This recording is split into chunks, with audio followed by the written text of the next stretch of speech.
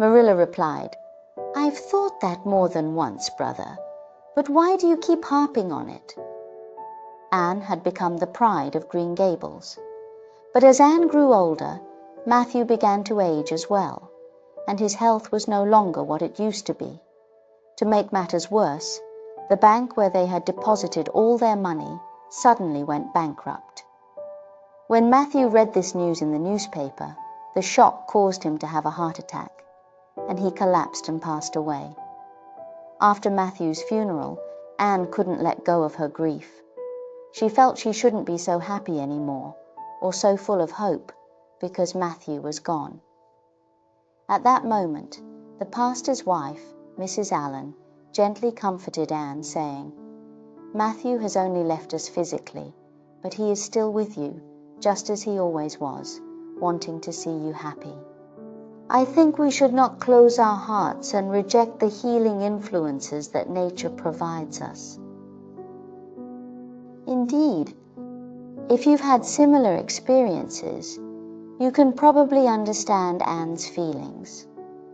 When someone you love dearly, or something very important, leaves us, it can cause immense grief, making it hard to find interest in life again. Or perhaps you might feel that being happy or joyful is a betrayal of your inner sorrow.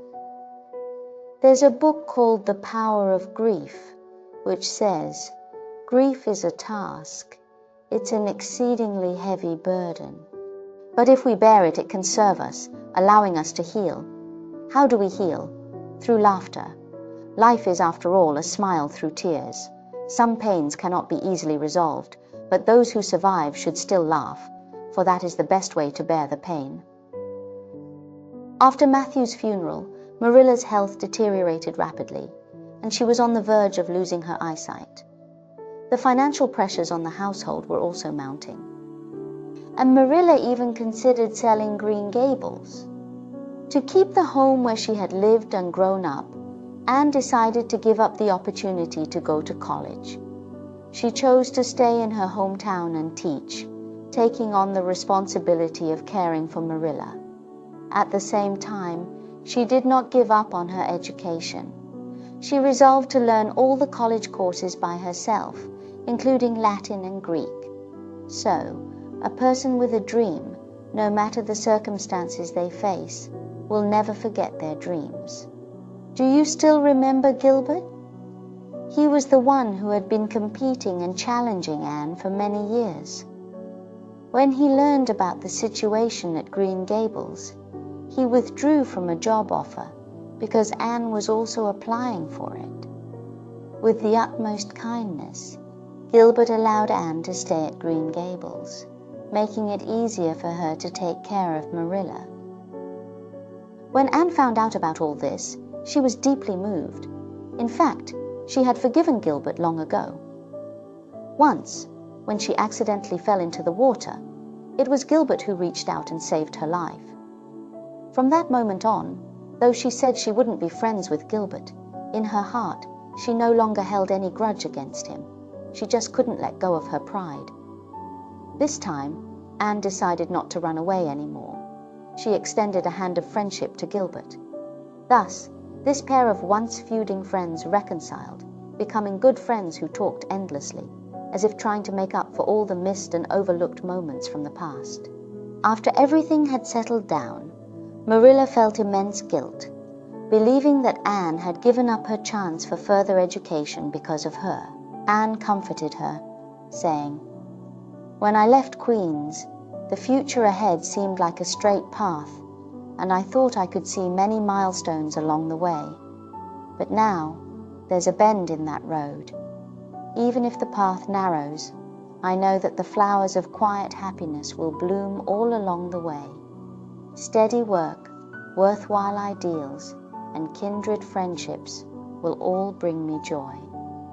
Nothing can take away my innate imagination and that ideal world in my dreams. And yes, the long road of life will always have bends. Indeed, we too will encounter such bends in the road. The city you wanted to move to suddenly becomes unreachable due to changes in work. The person you liked suddenly drifts away, standing at the crossroads. You turn left, they turn right.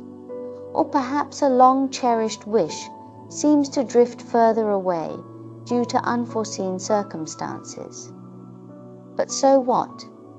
When we encounter bends, we must not forget our innate abilities and the ideal world in our dreams. This is Anne's reminder to us. The wind softly sings among the cherry tree branches, the air filled with a faint scent of mint, while stars twinkle in the maple tree tips in the hollow. Hard study and diligent work bring a sense of fulfillment.